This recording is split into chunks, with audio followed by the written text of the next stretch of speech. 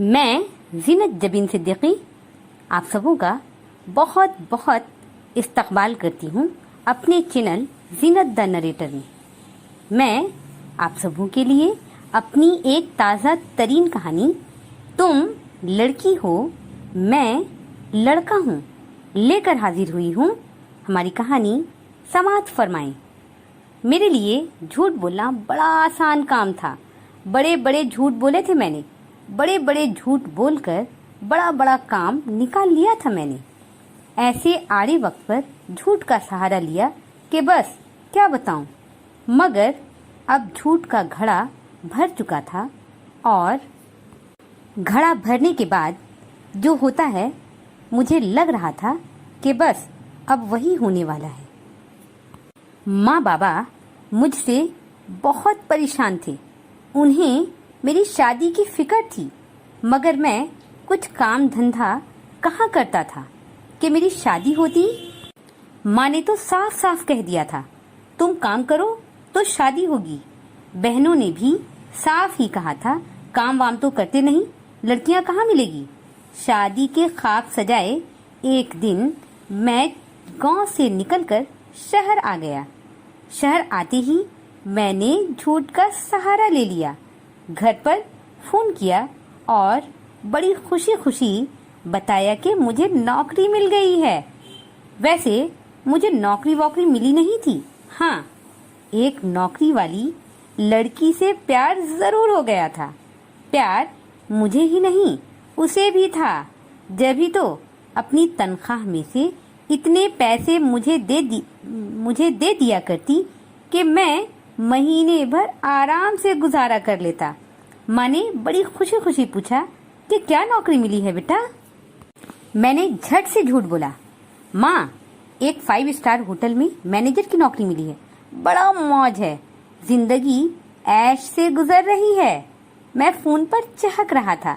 दूसरी तरफ माँ दुआएं दे रही थी, खुश हो रही थी और मैं दिल ही दिल में माँ को खुश देखकर खुश हो रहा था। मैं इसलिए खुश हो रहा था कि मैं माँ को कुछ दूं न दूं, खुशियाँ जरूर दे रहा था। अब मैं यहाँ से नौकरी न मिलने का रोना रोता तो माँ का दिल कितना खराब होता। वैसे भी बड़े भाई बाबा की दुकान संभाल रहे थे और माँ को किसी चीज की कमी नहीं होने देते थे। कमी तो मुझे भी कुछ नहीं थी। राखी मुझे कमी का एहसास होने भी कहाँ देती थी। उसकी नौकरी बहुत मस्त थी, तनख्वाह लाखों में मिलती थी। उसके घर पर उसकी माँ थी और एक बड़ा भाई जो मुल्क से बाहर रहकर पढ़ाई कर रहा था। उसके पापा उसकी माँ को बहुत पहले छोड़कर चले गए थे। राखी की माँ भी मुझे बहुत मानती थी। मुझे राखी की माँ में अपनी माँ नजर आती तो राखी की माँ को मुझ में एक अच्छे दामाद की सारी खूबियाँ।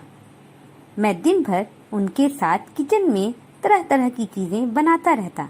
कभी राखी की माँ के लिए चाय बना देता तो कभी सूप बनाकर प्यार से उन्हें पिलाता। वो नहीं करती रहती, मगर मैं नहीं मम्मी जरा सा और लें, जरा सा और लें करता रहता। मुझे उनके किचन में बड़ा सुकून मिलता। सुकून इसलिए मिलता कि मुझे यहाँ रोकने टोकने वाला कोई नहीं था। मैं YouTube पर रेसिपी देखता रहता और बड़ी लगन से बनाता रहता। अब कितनी चीजें मैंने ट्राई की थी, सब की सब लाजवाब बनी थी। राखी और मम्मी तारीफ करते नहीं थकती थी। मैं यही चाहता भी तो था कि ये दोनों मेरी तारीफ करते कभी न थके। थकने से पहले मेरी शादी राखी से हो जाए, बस इसलिए कि शादी के बाद कोई तारीफ करवाए भी तो किस लिए। तारीफ तो शादी के लिए करवानी पड़ती है और यहाँ तो राखी और राखी की मम्मी मेरी तारीफ का पुल बांध दिया करती थी। मैंने बहुत जगह नौकरी के लिए अप्लाई भी कर दिया था, मगर नौकरी मिले तब ना। कई जगहों से नौकरी के लिए कॉल भी आया था, मगर तनख्वाह देखकर मैंने नौकरी पर मिट्टी डाल दिया। राखी ने तो कई बार मुझसे कहा कि तुम नौकरी को भूल जाओ, मैं नौकरी करूंगी और तुम घर पर मेरे लिए खाना बनाना। इस तजवीज पर मैं दिल ही दिल में फूले ना समाता। दिल करता भांगड़ा डालूं, मगर मुंह उतार कर कहता, ऐसे कैसे हो सकता है, मैं भी सर्विस करूंगा और तुम्हारे लिए खाना भी बना लिया करूंगा। आखिर मर्द हूँ, ऊपर वाले ने मुझे तुमसे ज्यादा ताकत दी है। तुम ड्यूटी देखकर थक जाओगी तो मैं किचन का काम संभालूंगा। मेरे इतने प्यार से कहने पर वो तो जैसे मेरे ऊपर कुर्बान ही हो जाती। बस फिर ठीक है, तुम सर्विस के चक्कर में मत पड़ो, मैं सर्विस करूंगी और तुम मेरे लिए खाना बना देना। बस वो प्यार से कहती तो मैं उसके आगे और बिछ जाता। सिर्फ खाना ही नहीं, घर की सफाई भी कर दिया करूंगा और तुम्हारे कपड़े भी धोऊंगा, तुम्हें ऑफिस भी छोड़ दिया करूंगा और अपनी सर्विस भी। बस बस बस मैं आगे और भी गिनवाता, मगर राखी ने हंसते हुए मुझे आगे बोलने से रोक दिया। मम्मी अक्सर कहती कि तुम अपनी फैमिली से राखी के बारे में बात करो। राखी के बारे में अपनी फैमिली से बात तो मैं भी करना चाहता था, मगर कर कहाँ पा रहा था, करता भी कैसे माँ को ये बताता कि माँ मैंने एक लड़की देखी है जो इसलिए तो बात नहीं कर पा रहा था कि इस जो के आगे क्या बोलूं। जो राखी है अगर वो बता दूं तो माँ की चप्पल, बहन की थप्पड़, बाबा की लाठी और भैया की फराटी सब एक साथ पड़ता मुझे। इसलिए राखी के घर पड़ा सोचता रहता कि इसके किस तरह बात करूं। और एक दिन बड़ी हिम्मत करके माँ से बात करने की ठानी। बात करने से पहले झूठ का बड़ा सा पिटारा अपने साथ रख लिया, क्योंकि सच बताकर मैं राखी को खोना नहीं चाहता था। फिर माँ से वो झूठ पर झूठ बोला कि बस माँ तो मानो खुशियों से भर गईं, मगर बेटा ऐसी 32 गुणों वाली लड़की तुम्हें मिली कहाँ? माँ फूले ना समाते हुए पूछ रही थी। मिली क्या माँ? मैंने खोज कर निकाला है, हीरा है हीरा। खाना तो ऐसे ऐसे बनाती है कि बस मत पूछो। काम करने में माहिर है, देखने में परी है, बात करे तो मोती झड़ते हैं। माँ तू एक बार आकर देख जा, बस फिर शादी की बात होगी। अरे अब मैं क्या देखूं? तूने तो सब कुछ देख लिया है। हाँ, मुझे भी ऐसी ही बहू चाहिए थी, जो खूबसूरत के साथ साथ खूबसूरत भी हो, घर को जन्नत बना कर रखे। हाँ माँ, तू इसकी फिक्र न कर, वो अगर घर को जन्नत नहीं बनाएगी तो मैं बनाऊंगा। क्या? तू क्या बनाएगा? माँ ने मुझे टोका। खाने और क्या, मैं रवानी में बोल गया। तू क्यों बनाएगा? मर्दों के किचन में जाने से बरकत खत्म हो जाती है, माँ नाराज होते हुए कह रही थी। अब माँ की इस बात पर क्या कहता कि माँ मेरी किचन में जाने से बरकत खत्म नहीं होगी, बल्कि बरकत हक लगेगी। राखी कमाकर बरकत लाएगी और मैं उस बरकत को किचन में इस्तेमाल करके हक लगाऊंगा। अरे माँ, खाना नहीं, घर को जन्नत बनाऊंगा, जन्नत। मेरे जवाब पर माँ चैन का सांस लेकर फोन रख दी। फिर माँ, बाबा, भाई बहन सब आ गए, राखी से मिले, बातचीत हुई। मैंने राखी से कह दिया था कि तुम सर्विस वाली बात मत बताना, मगर वो जिद पर अड़ी थी कि तुम झूठ मत बोलो। बहुत मुश्किल से उसे मनाया था मैंने। बहुत शॉर्ट शेड्यूल में मेरी शादी हो गई। मैं 1 हफ्ते तक ही गांव में रहा, फिर मैंने छुट्टी खत्म होने का शोर मचा दिया और बड़ी मुश्किल से राखी को लेकर वहां से शहर आने में कामयाब हो सका था। वो लोग राखी को आने कहाँ दे रहे थे? शादी को साल भर हो गया था।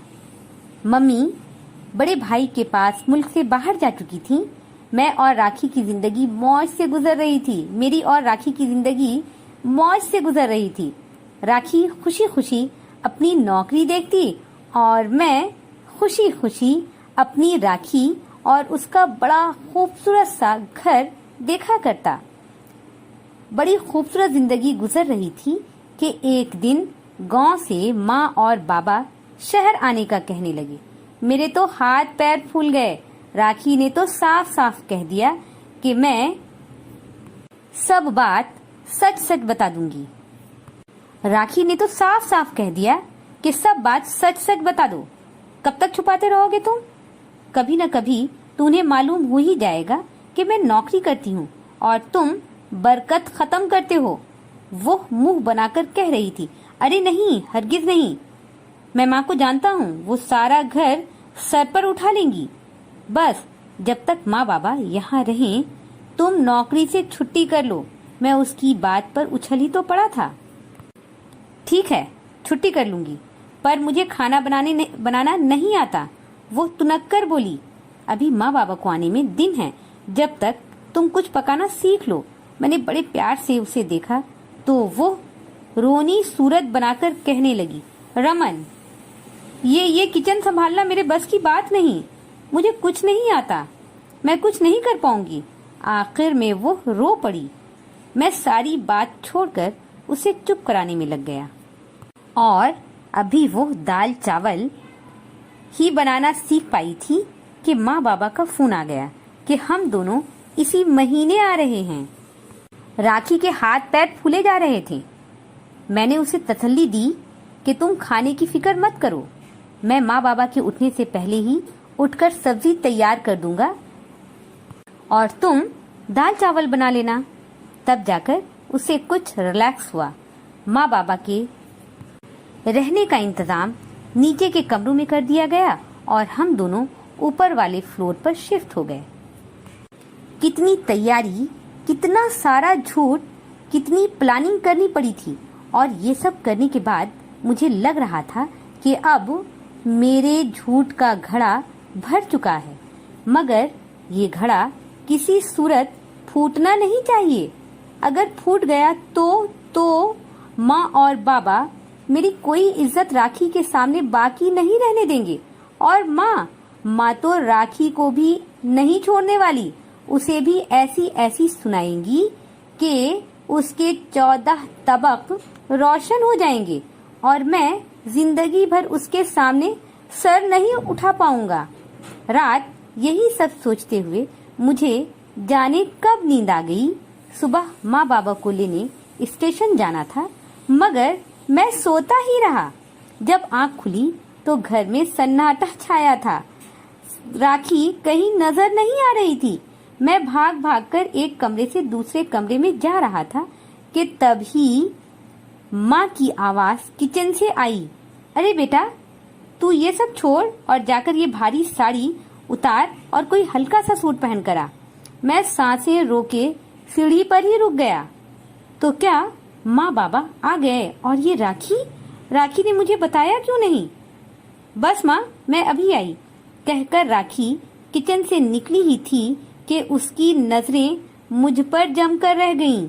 बड़ी खूबसूरत मुस्कान थी उसके होंठों पर। ये माँ बाबा, मैं अटक कर पूछ रहा था। आ गए हैं। मैं गई थी उन्हें लाने और ये बताने भी कि तुम हर दिन मुझसे पहले उठकर किचन संभालते हो और मैं ऑफिस जाती हूँ। आज मैंने ऑफिस से छुट्टी कर ली थी, इसलिए तुम सो रहे थे, इसलिए मैं उन्हें सोता छोड़कर आप लोगों को लेने आ गई। उसकी बातों पर मैं मरी आवाज में अटक कर पूछ रहा था, फिर माँ बाबा ने क्या कहा? मेरी आंखें हैरत से खुली रह गईं। कहना क्या था? बोली, जब वो खाना बनाता है तो वो नौकरी कब करता है? मैंने कहा, हमारा घर 5 स्टार होटल है और रमन उस होटल के पहले मैनेजर थे, अब ऑनर हो गए हैं। वो मेरे सामने खड़ी मुस्कुरा कर कह रही थी कि तभी माँ की आवाज एक बार फिर किचन से आई। बहू, ये चाय लेती जाओ रमन के लिए, और हाँ, उसे उठा भी देना। मैं अब भी सांसें रोके सीढ़ी पर खड़ा था। मैंने राखी को बहुत प्यार से देखा, जो जी माँ आती हूँ कहती, भारी भरकम साड़ी संभालती, बड़ी नजाकत से मुस्कुरा कर वापस किचन की तरफ जा रही थी।